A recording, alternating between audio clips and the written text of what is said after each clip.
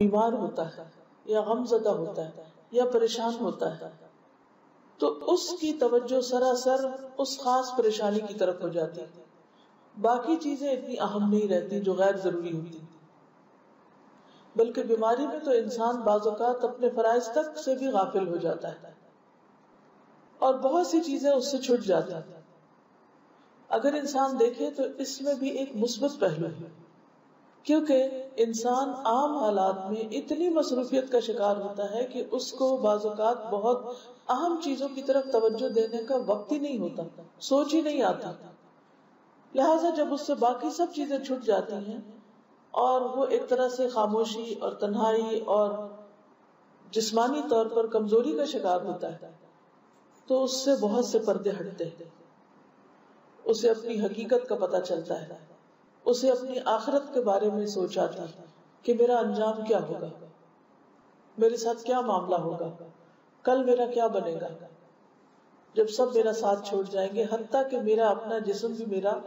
نہیں رہے گا، کیونکہ قیامت کے دن انسان کا جسم بھی انسان کے خلاف گواہی دے گا۔ یہ سوچ عام دنوں میں نہیں آ سکتی، انسان ایسی چیزوں کے بارے میں سوچتا ہی نہیں، کیونکہ جب تک جسمانی طور پر وہ طاقتور ہوتا ہے، باہمت ہوتا ہے، وہ سمجھتا ہے وہ سب کچھ کر سکتا ہے، اس کے لیے کچھ مشکل نہیں، ہر چیز اس کے قابو میں، کنٹرول میں، ہر چیز اس کی اپنی۔ لیکن جب بیمار ہوتا ہے تو پھر آہستہ آہستہ اس کو اندازہ ہوتا ہے کہ اس کا یہ خیال غلط تھا، اس کی یہ سوچ درست نہ تھی۔ اس لیے بیماری تطہیر کا ذریعہ بنتی، صفائی کا ذریعہ بنتی۔ بعض اوقات جسمانی بیماری روحانی صحت کا ذریعہ بنتی، کیونکہ بیماری میں انسان کے گناہ بھی دھلتے ہیں، چھوٹی بیماری ہو یا بڑی ہو۔ جیسے ایک موقع پر نبی صلی اللہ علیہ وسلم نے ایک خاتون کو دیکھا جسے بخار تھا، وہ بخار کو برا بھلا کہہ رہی تھی، تو آپ نے فرمایا کہ تم اس کو برا بھلا نہ کہو۔ مومن کے گناہ بیماری میں اس طرح جھڑتے ہیں جیسے خزاں میں درخت سے پتے جھڑ جاتے ہیں،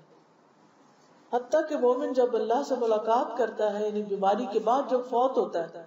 تو وہ اس حال میں اللہ سے ملتا ہے کہ وہ بالکل پاک صاف ہو چکا ہوتا ہے، یعنی اس کے جسم پر ایک بھی گناہ باقی نہیں ہوتا، بالکل صاف ستھرا۔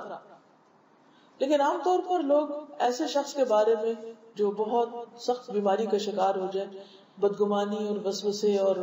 بری سوچ رکھتے ہیں کہ لگتا ہے کہ یہ شخص کو بہت ہی گناہگار تھا اس لیے اس مصیبت میں پکڑا گیا ہے، حالانکہ مومن کے لیے وہی بیماری باعث رحمت ہوتی ہے، وہ قطرہ قطرہ دھل رہا ہوتا ہے، اور پھر وہ تکلیف اگر وہ اس پر صبر کرے تو آخرت کے اجر اور درجوں کی بلندی کا ذریعہ بن رہا ہوتا ہے۔ لیکن عموماً انسان اس طرح سوچتا نہیں، شیطان انسان کو مایوس کرنے لگتا ہے۔